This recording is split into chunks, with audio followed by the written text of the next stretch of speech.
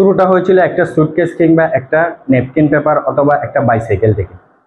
সেসব তখন ছিল বিচ্ছিন্ন কিছু ঘটনা। ধীরে ধীরে ঘটনাগুলো জোড়া লাগে রূপান্তরিত হলো একটা পূর্ণাঙ্গ গল্প। স্মৃতির সেসব পাথরখণ্ড এখন গল্পের জগৎ পেরিয়ে মিথ কিংবা কিংবদন্তিতে রূপ নিয়েছে। কে জানে, হয়তো কোনো এক মনোরম মনোটনার সকালে কফির মগ হাতে মনে মনে সেই স্মৃতির জাপিকুলে বসে রূপকথার সে মহানায়ক, যাকে ঘিরে তৈরি হয়েছে এই অনবদ্য গল্পগাথা। রূপকথার সেই গল্পের মহানায়কের নামটা যে লিওনেল মেসি, তা বোধহয় আলাদা করে না বললেও চলে। আজ 38তম জন্মদিনে মেসি কি আরেকবার সেসব রূপকথার দিকে তাকাবেন?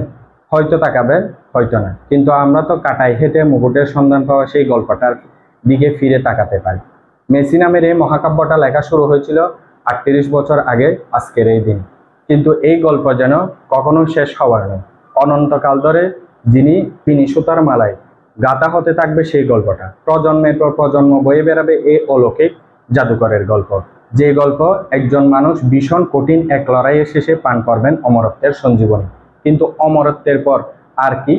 আর্জেন্টাইন সাহিত্যিক রবার্তো ফুন্তানার এক গল্পে একদল মানুষ মৃত্যুর পরে কিভাবে ফুটবল খেলা দেখার মধ্য দিয়ে স্বর্গে আরোহণ করেছিল সেটি দেখিয়েছিলেন। ফুটবলীয় সেই স্বর্গ কাতারেই আড়াই বছর আগেই পেয়ে গেছেন মেসি। আঙ্গুলের ইশারায় পুরো পৃথিবীকে একাই নাচিয়ে তুলিয়েছিলেন ট্যাঙ্গুর তালে। কিন্তু এরপর অমরত্বের পর সত্যি কিছু থাকে? হ্যাঁ থাকে। অমরত্বের পর থাকে উপভোগ, অমরত্বের পর থাকে বয়ে যাও। রোজারিওর পারানা নদীতে ছোট্ট মেসি যেভাবে মন্তর গতিতে জাহাজগুলোর বয়ে যাওয়া দেখতেন, সেভাবে বয়ে যাওয়াই অমরত্বের পরের ঘটনা। মেসি এখন সেই নির্লিপ্ত সময়টাই পার করছেন, সেই জাহাজগুলোর মতোই বয়ে যাচ্ছে। তাই তিনি বলতে পারেন, ফুটবলের কাছে আমার আর কোনো চাওয়া পাওয়া নেই। আমরা নেমে মেসি এখন নির্বাক আয়েসে এক যুবক, যা তার খেলাকে পরিণত করেছে অলস সৌন্দর্যে। মেসির কোনো আকাঙ্ক্ষা না থাকতেই পারে, আমাদের তো চাওয়ার শেষ নেই।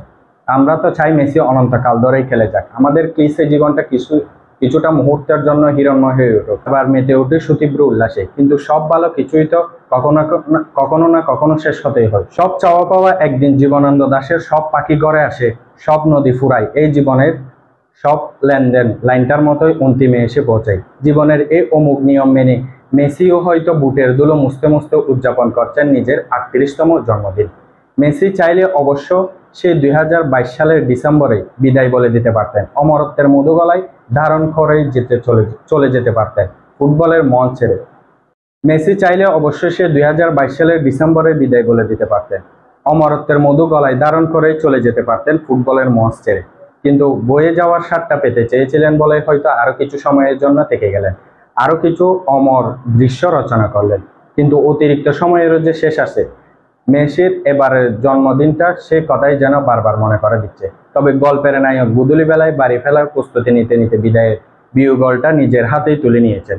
2026 বিশ্বকাপে সেই বিয়োগল বাজিয়ে ইতি টানবে সব আকাঙ্ক্ষা ও চাও পাওয়ার।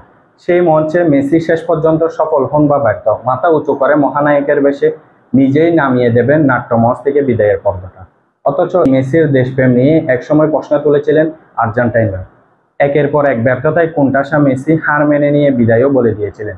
কিন্তু এইসব কাটা বিছানো পথে না হেঁটে যে অমরত্ব লাভের অন্য কোনো পথও ছিল না তার।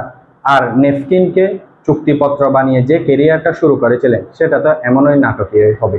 বাইসাইকেলের গল্পটাও তেমনই। যে ট্রফির জন্য অভিযানে বেরোনো মেসিকে ফিরিয়ে দিয়েছিল ইউরোপ, আফ্রিকা ও দক্ষিণ আমেরিকাও, অপ্রাপ্তি ও ব্যর্থতার সে উপাখ্যানগুলো একটু একটু করে তৈরি করেছে মেসিকে।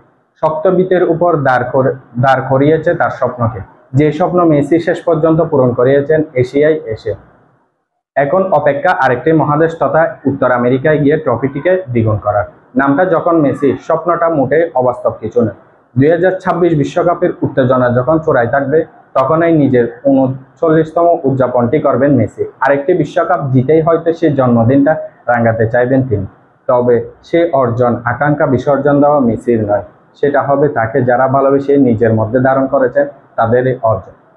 মেসি প্রেমীদের জন্য অবশ্যই এই অর্জন খুব জরুরি কিছু নয়। তারা তো মাঠে স্থির হয়ে ঠাই দাঁড়িয়ে থাকা মেসিকে দেখেও অনন্তকাল কাটিয়ে দিতে পারবে। ভালোবাসা নামের দুর্লভ বস্তুটা যে এমনই।